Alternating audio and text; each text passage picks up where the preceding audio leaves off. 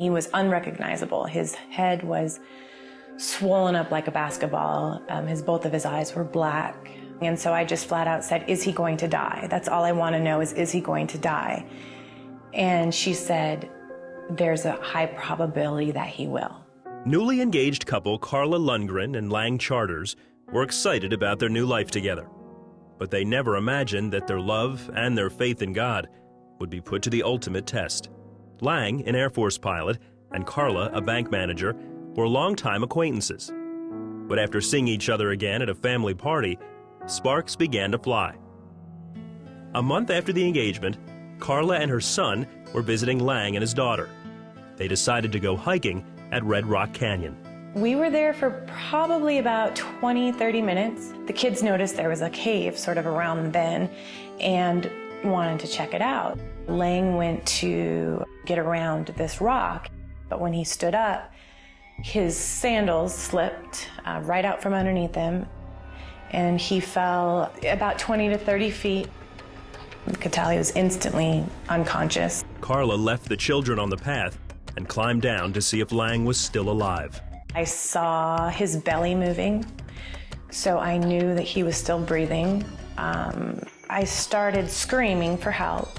Right at that moment, this woman popped out from behind the rock and she says, I can help you. I'm a respiratory therapist. She helped me unfold him and there was no place to lay him flat. And he was still unconscious, and I just started praying. I never have prayed out loud in my life, and I was practically screaming my prayers. Soon, Lang stopped breathing.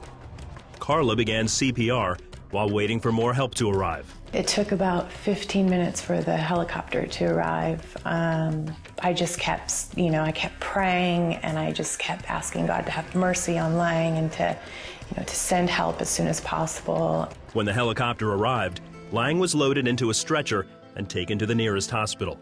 And then that's when they did tell Lang's family, if you want to see your brother, your son alive, you need to get on a plane and come now, because we don't know how long he's gonna last. His brain swelled, and slits were cut into his eyes to release the pressure. The number of broken bones in his face resulted in what the doctors called a floating face. Carla began a blog recording Lang's progress, asking others to pray. I was really scared, but at the same time I felt comforted in a way. Like I prayed probably more than I've ever prayed in my life. Lang pulled through, and the doctors were hopeful of a recovery.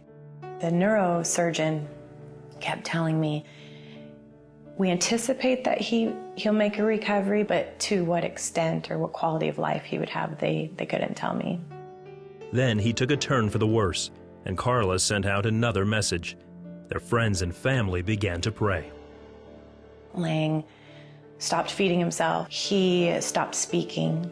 He couldn't walk. He couldn't get out of bed. He just was declining really quickly, and we couldn't figure out why. They did more tests, and they found out that he was the cerebral fluid in his brain was not draining properly, and so it was building up and causing these issues. The doctors installed a permanent shunt in his head to continually drain the fluid. After 2 months in ICU, their prayers had been answered. He was strong enough to be sent to the Veterans Administration Recovery Hospital in Palo Alto, California. Once we got to the rehab hospital, things, after the first couple weeks, things started picking up quickly with him. Then another prayer was answered. He would communicate on a little Libre board that we'd carry around with us. Until February 13th, his voice came back, and he just was able to talk. Carla was able to tell him about the accident.